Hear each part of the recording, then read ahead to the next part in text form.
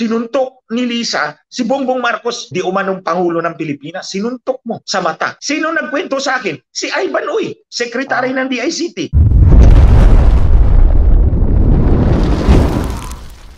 What does it mean by to be righteous indignation? There's a difference kung ang motibo ko ay personal, di ba? Yes. For example, ininsulto ako ni Lisa Marcos. Sasabi ko, sasampaling kita. That is not righteous indignation. Kasi personal yan eh. Pero pag sinabi mong righteous indignation, yung anger mo, yung galit mo, nagmula sa isang action ng isang tao, denoting profound moral lapses.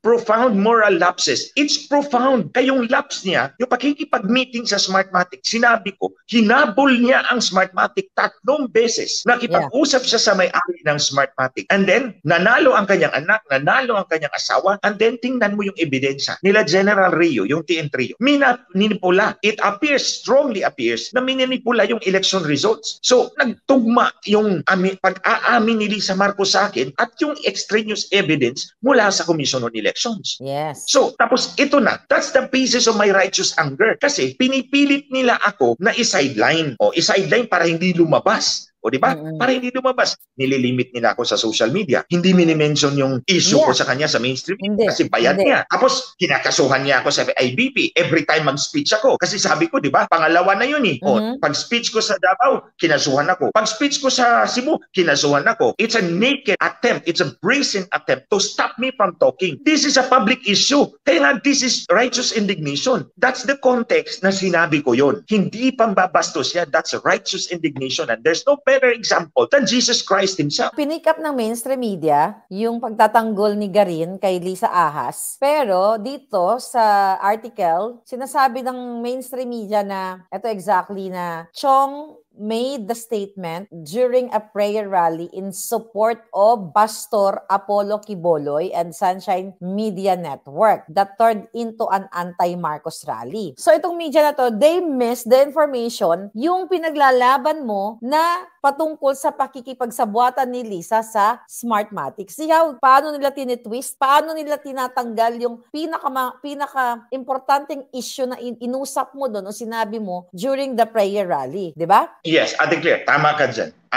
Again, yun ang mga kababayan.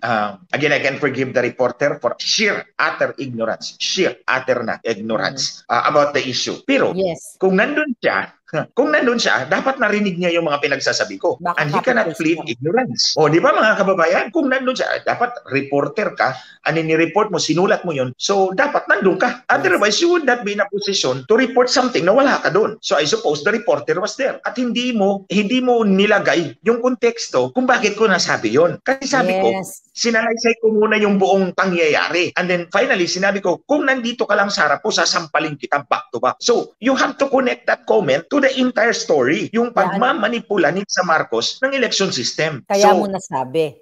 Kaya ko sinabi yun. Now, yung report na yan, hindi naman actually report yan. It's a praise release. Hindi press release. Praise release. Praise release. Pinipraise.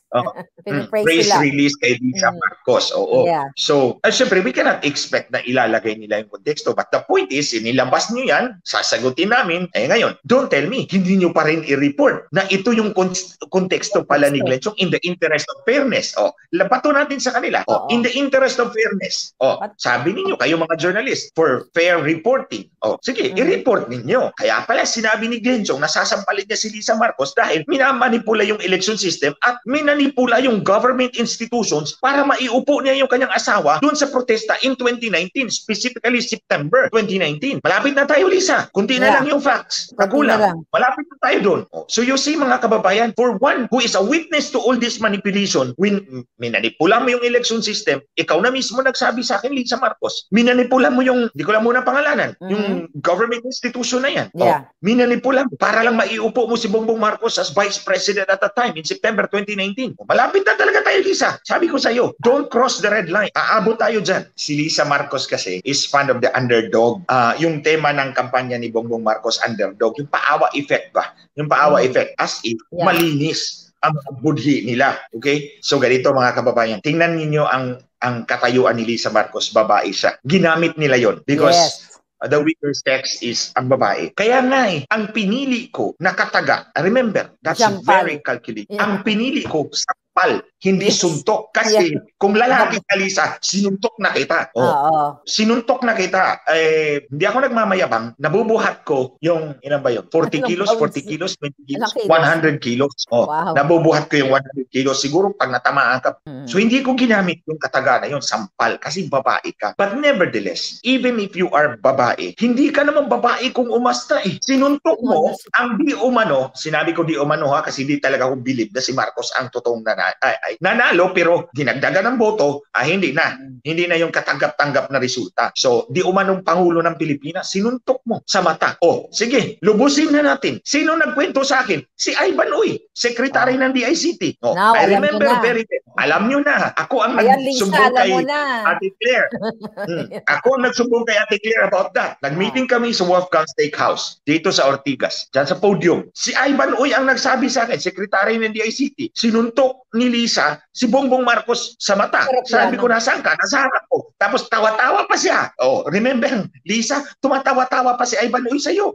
Sa kalagayan ninyo. So, nakikita mo, babae, pero kung umasta, daig pa ang lalaki. Ito pa, nung nag-meeting tayo, Lisa, doon sa Cybergate Plaza, kasagsagan ng kampanya, nung nag-present yung Indian, I don't know kung bakit mga foreigner talagang kinukuha mo. Labag yan sa election code. Hindi dapat makikialam ang mga foreigner. Meron kang tatlong kinuha na Bulgarian, Greek, at Romanian. Parang na-meet ko yung iba doon eh. Doon nung may yung tatlo. Nandun yun sa headquarters mo. Tumulong yun sa kampanya ninyo. That's illegal. Kasi hindi nga tayo pwedeng tumanggap ng contribution from foreigners. Di ba? Malinaw yan. Sa Batas Pambansa bilang 881. Hindi pwedeng tumanggap ang kandidato ng contribution from foreigners. The point is, para hindi ma-influensyahan tayo ng mga banyaga. Eto, nagdala ka ng tatlong banyaga. One of them is a member of the Greek Parliament. Dating membro. Katulad ko, parang congressman din siya. Kaya palagi kaming nag-uusap. So, yung Indian, nagpipresent doon sa screen kasi nandun siya sa India. Biglang namatay yung internet. Biglang namatay yung internet. Tinawag si Adrian, yung head ng internet doon sa Cybergate. At sinakal niya sa harap namin. Sinakal niya. Dito sa liig. Ibalik mo yan ngayon. You see, lahat kami, na-shock kami doon. Nandun si Hubert Guevara, nandun si Ivan Uy, nandun ako, nandun si Leo Kirobit. Marami kami. Nakakita sa iyo, Lisa, kung paano mo, how you treated yung pobreng empleyado mo. Lisa, you see, Janet Garin, Congressman Garin, ginagamit niyo yung pagkababae ni Lisa. Pero kung umasta, daig pa ang lalaki. Balaguhin ko na lang. Susuntukin na lang kita. Given that context. Imagine, sinusuntok mo yung asawa mo, tapos yung empleyado mo, sinasakal mo sa harap ng maraming tao. As if, I don't know, kung anong feeling ng empleyado niya. Baka nalusaw yun sa hiya. Put yourself in the context sa paa ng empleyado ni Lisa Marcos na sinakal niya sa harap ng maraming tao. Put yourself in that shoes. How would you feel?